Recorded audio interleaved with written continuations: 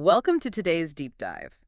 Have you ever, heard of an industry begging the government for protection from a ruthless foreign competitor, only to find out that competitor is literally the sun? It sounds completely made up, but it's actually a brilliant piece of satire from 1845. Yeah, so today we are unpacking Frédéric Bastiat's famous Candlemakers petition. We've got the original text plus some historical analyses of 19th century trade laws to basically see how this one essay completely dismantles the logic of protectionism. Right. It is just a total masterpiece of economic philosophy.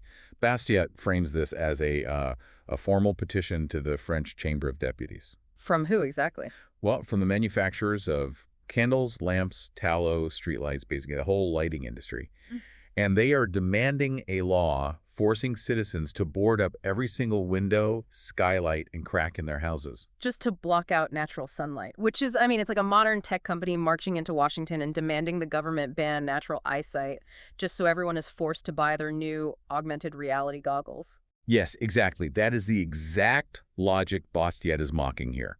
Because the candlemakers are complaining that this foreign rival, the sun, is flooding their domestic market with light at a price of exactly zero. Right, $0. Exactly. And if you read the original petition, Bastiat uses the exact language of actual 19th century protectionists who were constantly complaining about, cheap foreign goods ruining their business. To really see how deep this satire goes, you kind of have to look at the massive, totally absurd domino effect these fake candle makers map out to justify a complete blackout. Oh, yeah, it is hilarious. They argue that, well, banning sunlight means people need more candles. Naturally. And more candles means they need more tallow, which means breeding more sheep and cattle. Okay, so a boom in agriculture. Right. And with more cattle, you miraculously get this boom in meat, wool, leather, and even agricultural manure to fertilize the fields. It spirals out of control. They even go as far as claiming this artificial darkness will somehow boost the national whaling fleet for oil. Right.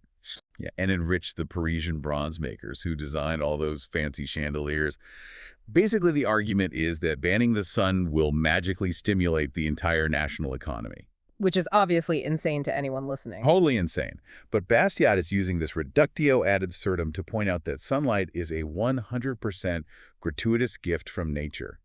Banning a totally free gift just to artificially create labor is obviously ridiculous. So he's saying that banning cheaper foreign goods like, say, Belgian iron or Portuguese oranges, just because they are quote-unquote half-free compared to domestic goods, is just as illogical. Precisely. Banning the sun is just the logical extreme of that exact same protectionist argument. Okay, I get the logic, but let me play devil's advocate for a second here. Go for it. If I'm a politician back in 1845 and a flood of cheap Belgian iron is about to put thousands of French ironworkers on the street, I can't really just tell those workers to go enjoy the free sunlight. Don't those specific lost jobs matter? Well, yeah, and that is the exact dilemma politicians always face. Huh. Which brings us perfectly to Bastiat's core economic philosophy, which is this concept of what is seen versus what is not seen. Okay, break that down for us. What is the seen part? The seen is the candlemaker who keeps their job because of those protectionist laws. We could look right at them, take a photo at the factory and say, look, the law worked. We saved jobs. Right, you can literally see the result. Exactly. But the unseen is the everyday consumer. Because now they have to spend their limited money on artificial light. Right, money they used to just keep because sunlight was totally free.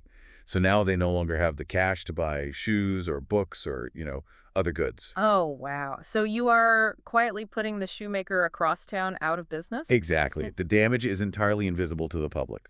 You save one highly visible job by secretly destroying other jobs somewhere else in the economy. And you're artificially raising prices and restricting choice for everyone at the same time. Which Bastiat famously called legal plunder. Legal plunder. Because you're essentially using the coercive power of the government, like the law itself, to reach into the pockets of everyday consumers. Right, and just handing their money over to a special interest group. It is using the law to enrich a few producers at the direct expense of everyone else's property. You are basically making the broader world poorer just to protect one specific industry. Exactly. Protectionism might look like a shield for domestic jobs, but Bastiat's petition shows it is really just a hidden tax on you, the consumer. So to wrap this up, his petition completely exposes how tariffs and trade barriers actually operate. Yeah, it's a brilliant reminder that true economic progress isn't about creating unnecessary work. It is about abundance, efficiency, and freeing up resources. So think about the news you consume today, the industries demanding bailouts, or the tariffs being debated by modern politicians right now. It happens all the time. It really does. So ask yourself, who is currently lobbying the government to block out the sun just so you are forced to buy their candles?